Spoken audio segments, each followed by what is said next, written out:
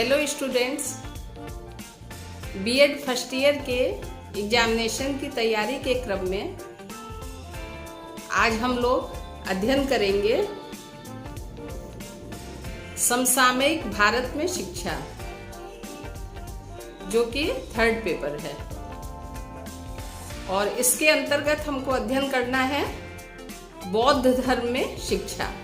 Okay, तो आइए start करते हैं। बौद्ध धर्म में शिक्षा। रेडी?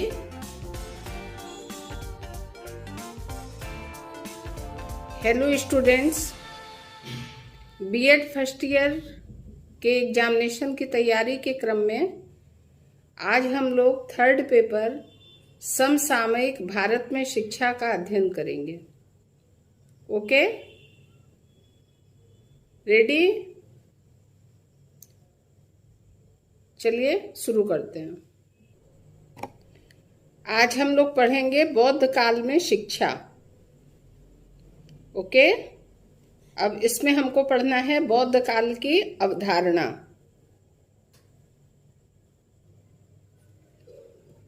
बौद्ध काल का प्रारंभ वैदिक काल की समाप्ति के बाद अर्थात लगभग 500 वर्ष ईस्वी पूर्व में हुआ था।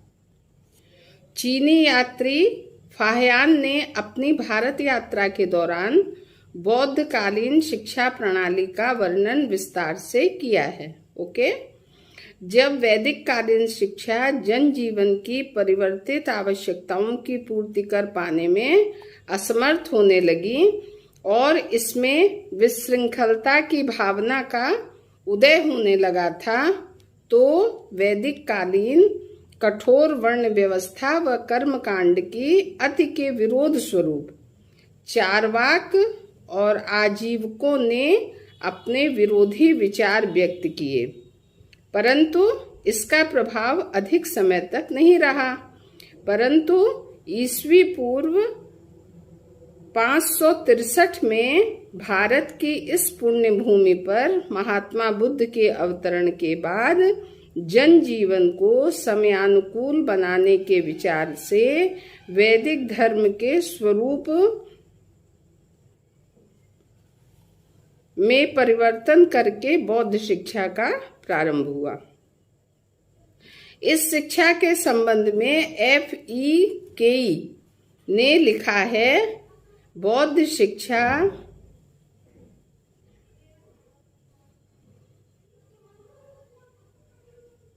15,000 वर्ष से अधिक समय तक प्रचलित रही और उसने ऐसी शिक्षा पद्धति का विकास किया जो ब्राह्मणीय शिक्षा पद्धति की प्रतिद्वंदी थी, पर अनेक बातों में उसके सदृश थी।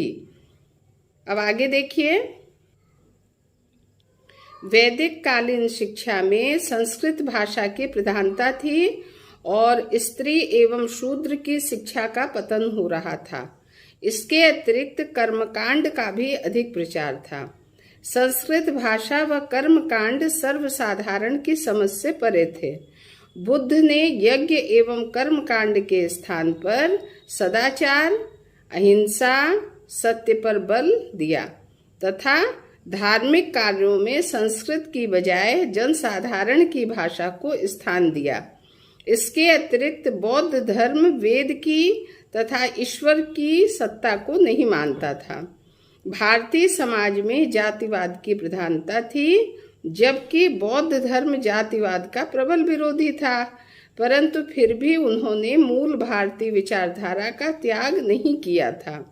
इस प्रकार बौद्ध कालीन शिक्षा प्रणाली का आरंभ हुआ, जो अपने आप में एक विशिष्ट व पृथक दर्शन था, जिसमें जीवन और शिक्षा के नए आदर्श व उद्देश्य निर्धारित किए गए थे। बौद्ध शिक्षा का अर्थ। बौद्ध शिक्षा प्रणाली में शिक्षा से तात्पर्य बौद्ध मठों एवं विहारों में चलने वाली शिक्षा से ही लिया जाता था। बौद्ध दर्शन के अनुसार जीवन में सुख ही बौद्ध दर्शन के अनुसार जीवन में दुख ही दुख है और इन दुखों को समझना तथा दुखों को दूर करने के उपायों का उपयोग करना ही बोध है। तथा वास्तव में यही बौद्ध दर्शन की शिक्षा है। शिक्षा दुखों का व ज्ञान व दुखों को दूर करने का अष्टांग मार्ग दिखाती है। जब इसका बोध अथवा अनुभूति होती है तो इससे मुक्ति पाने का प्रयास किया जाता है। यही शिक्षा कहलाती है। अतः शिक्षा व्यवहारिक तथा आध्यात्मिक जीवन में आर्य सत्य देने वाले तथा सन्मार्ग की ओर अग्रसर करने वाली क्रिया है। आधुनिक भारतीय शिक्षा बौद्ध युग की देन। वर्तमान समय में बौद्ध शिक्षा प्रणाली के गुण और दोषों का अलग अलग मूल्यांकन करके दोनों का उपयोग किया जा सकता है। शिक्षा में निहित कुछ गुणों जैसे शिक्षा की केंद्रीय व्यवस्था, संघों का लोकतांत्रिक स्वरूप, जातिवाद का निषेध, शिक्षा में उत्कृष्टता की अनिवार्यता, सादगी व मानवतापूर्ण जीवन पद्धति जैसी समाज हेतु लाभदायक विशेषताएं ग्रहण की जा सकती हैं व दोषों का त्याग किया जा सकता है। संक्षेप में भारतीय शिक्षा हेतु ग्रहणीय तत्व निम्नलिखित हैं।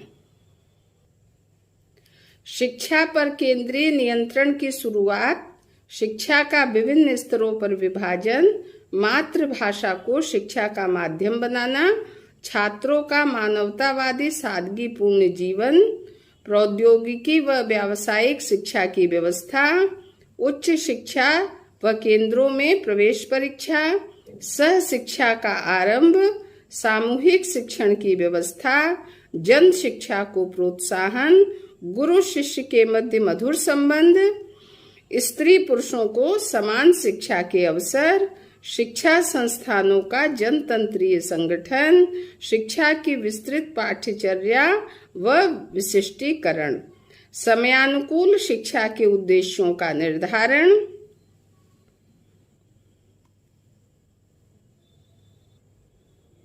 शिक्षा का अंतरराष्ट्रीयकरण, धार्मिक एवं नैतिक शिक्षा की निरंतरता और कला कौशलों की प्रधानता।